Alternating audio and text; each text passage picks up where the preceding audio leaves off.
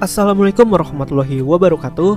Halo teman-teman semuanya, balik lagi sama gue Ariel di podcast sambil bercerita episode kedua. Anjay. Apa kabar nih teman-teman semuanya? Semoga selalu sehat dan dijauhkan dari berbagai macam penyakit, terutama virus corona yang sedang menjadi wabah di dunia. Maka dari itu, ayo kita di rumah aja untuk memutus rantai penyebaran virus ini. Dan jangan lupa untuk tetap minum vitamin dan berjemur supaya virusnya mati. Iya, mati virusnya. Oke, lanjut. Di episode 1 yang lalu gue udah membahas nih tentang ujian nasional. Dan untuk podcast kali ini gue akan bercerita tentang apa sih yang menyebabkan kebanyakan siswa makin hari makin malas buat belajar. Oh iya, gue juga mau nyampein nih bahwa materi di podcast ini gue buat dari berbagai sumber bacaan, baik itu buku, artikel di internet, maupun pengalaman pribadi. Jadi kalau ada yang nanya, materi yang lo sampein kok beda banget sih sama lo aja males, lo aja gitu. Dan yang kayak gitu-gitu deh pokoknya, yang nyambungin kepribadian gue sama judul podcast gue. Intinya sih gue cuma mau sharing aja apa-apa aja yang gue tahu, dan ya siapa tahu kan bisa bermanfaat dan berguna buat orang lain. Kayak gini deh, kalian kan sekolah nih, mata pelajarannya banyak dong. Nah, tapi apa kalian kuasai semuanya? Tapi tetap kali dipelajarin kan? Kenapa dipelajarin? Buat nambah ilmu dong. Nah, sama ini juga. Jadi gak selamanya yang gue sampaikan relate sama kepribadian gue. Ya berat banget dong kalau harus sempurna dulu baru nyampein, harus jadi Einstein dulu gue. Einstein juga gak sempurna-sempurna amat ah. Yang sempurna tuh kalau kata Andre the Bacon tuh cuma kau begitu sempurna. Oh sih receh banget gue. Oke, kita mulai dari sekolah. Sekolah itu tempat apa sih? Tempat belajar, tempat bermain, atau tempat buat pansos?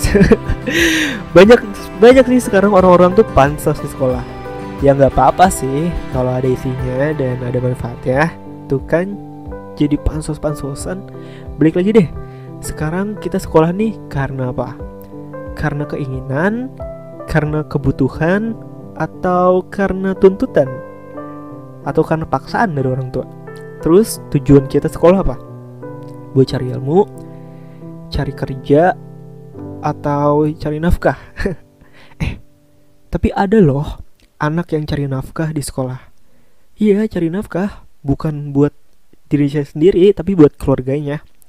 Gue pernah baca tuh di internet, di artikel gitu, ada anak namanya Zhang dari Cina. Zhang siapa gitu, Zhang Da kalau gak salah. Dia dari umur 10 tahun udah cari nafkah tuh buat keluarganya. Tanggung jawabnya gede banget. Ayahnya lumpuh dan dia ditinggal ibunya pergi.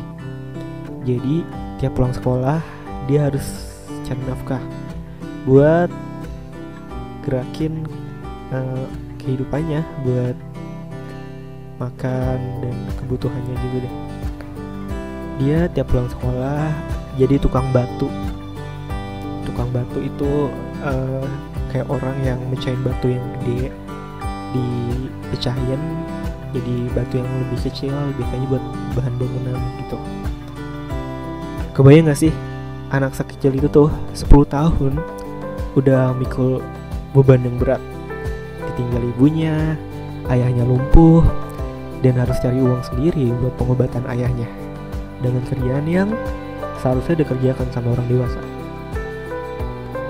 Sementara kita nih yang katanya anak milenial dengan segala sumber daya yang ada, sekolah, kendaraan, laptop, kamera, handphone, PC, dan lain sebagainya, ditambah dukungan orang tua, justru malah kebanyakan jadi pemalas dan suka protes tentang jahatnya kehidupan.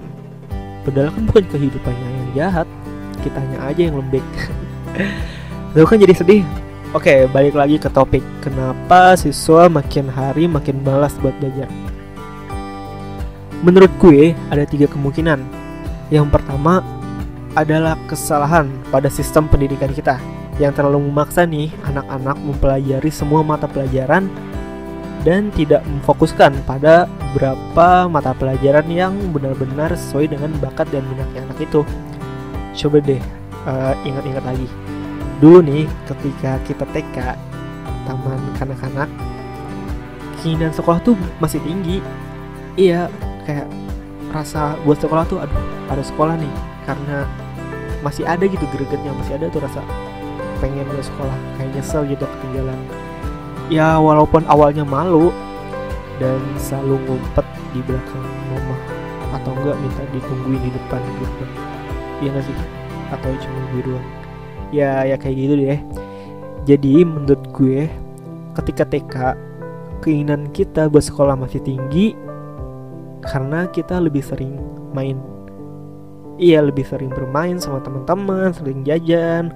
Karena dulu masih ada ayunan, ada prosotan, ada mantan. Apa sih, receh banget ya kali masih TK ada mantan. Fuckboy banget tuh anak. Terus apa tuh mainan yang muter-muter tuh yang bikin puyeng? Biang lala ya. Biang lala mah yang di itu ya, yang di sirkus. Bukan, itu apa tuh yang muter-muter ya gitu deh pokoknya. Jadi kita ketika TK tuh masih sering main. Jadi keinginan kita buat sekolah tuh masih tinggi gitu. Lanjut ke SD, sekolah dasar. Masih sering main juga sih, tapi udah gak ada tuh prosotan, ayunan, terus apa tuh yang muter-muter gitu. Sekarang mainnya udah yang lebih menantang, kayak polisi maling, lompat karet, main kartu, main motor cross. Bukan motor cross yang beneran, jadi motor cross yang kecil tuh, yang mainnya dimaju mundurin baru jalan gitu, yang balapan gitu. Terus juga ada main pistol-pistolan. Pernah tuh dulu tuh gue main pistol-pistolan yang buat ngagetin orang, ngagetin guru. Seru banget anak kecil sekolah bawa pistol ya. Kayak gitu. Sama main hewan. Kalau nggak keong, ya kumbang. Dulu tuh di SD gue tuh ada tuh yang jual kumbang buat mainan. Tau gak sih? Jadi kumbangnya itu diikat di tali kayak dibenang gitu. Terus dia terbang-terbangan kan tuh. Terus kita pegangin talinya tuh, jadi kayak seru aja tuh kumbangnya terbang, kitanya lari ya kan.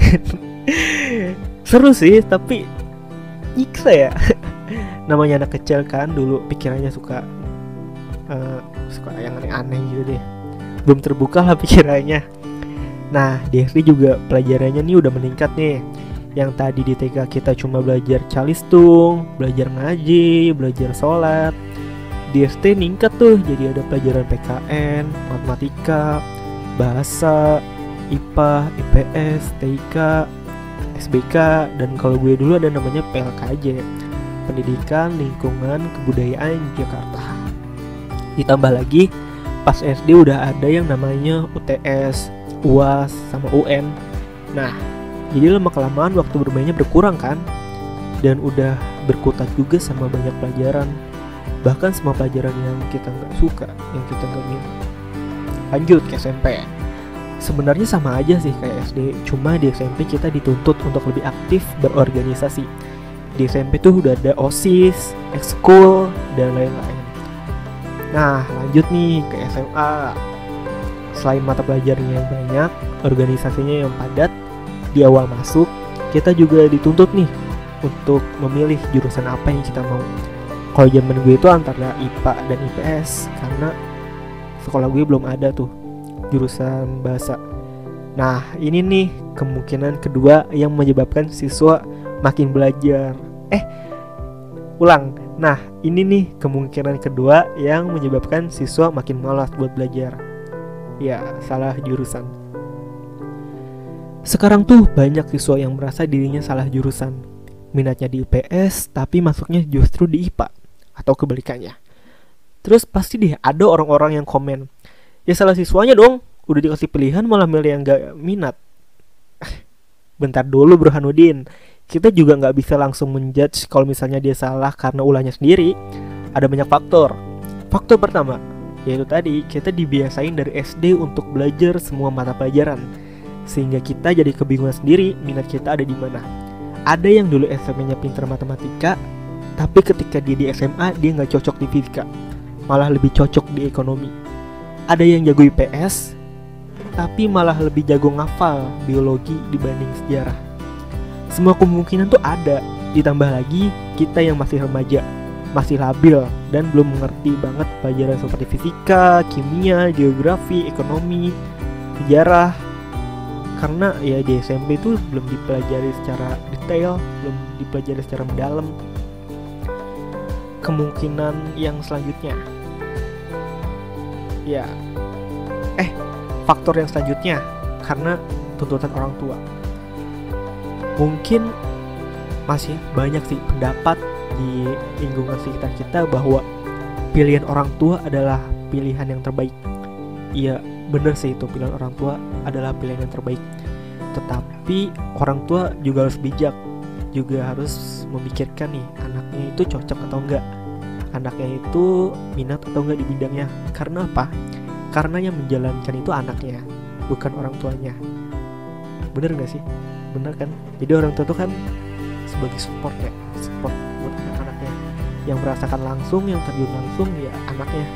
Jadi gimana pun itu ya harus diutamain keinginan anaknya. Tetapi ya kita tahu sendirilah, yang lebih tahu orang tua itu siapa, yang lebih paham cara membujuk hati orang tua itu siapa. Kita kan anak-anaknya. Ya jadi kita harus pintar-pintar lah gimana caranya supaya orang tua itu bisa mengerti apa yang kita ingin. Tapi pada intinya tuh semua orang tua tuh sama, ingin anaknya sukses, itu yang pasti.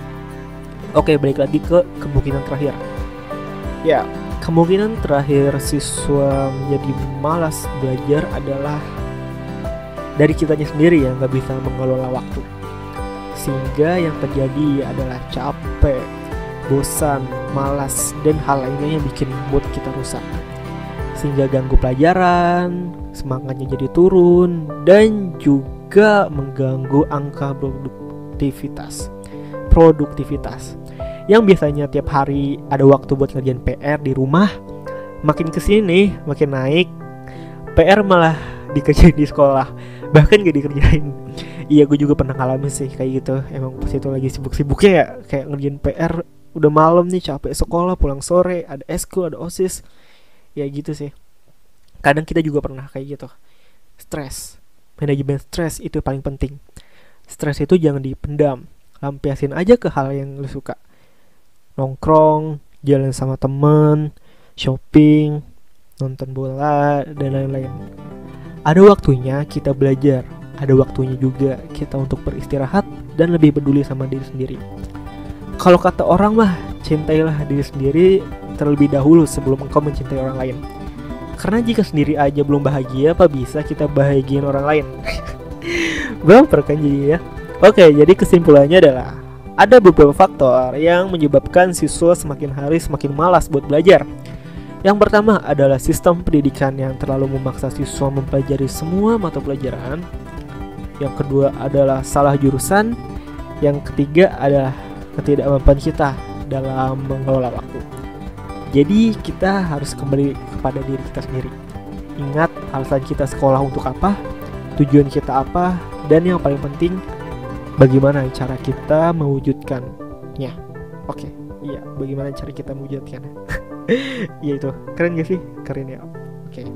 Oke, gue Ariel. Jika ada salah kata atau hal lain yang tidak mengenakan, mohon dimaafkan. Sampai jumpa di podcast selanjutnya dan bye-bye. Assalamualaikum.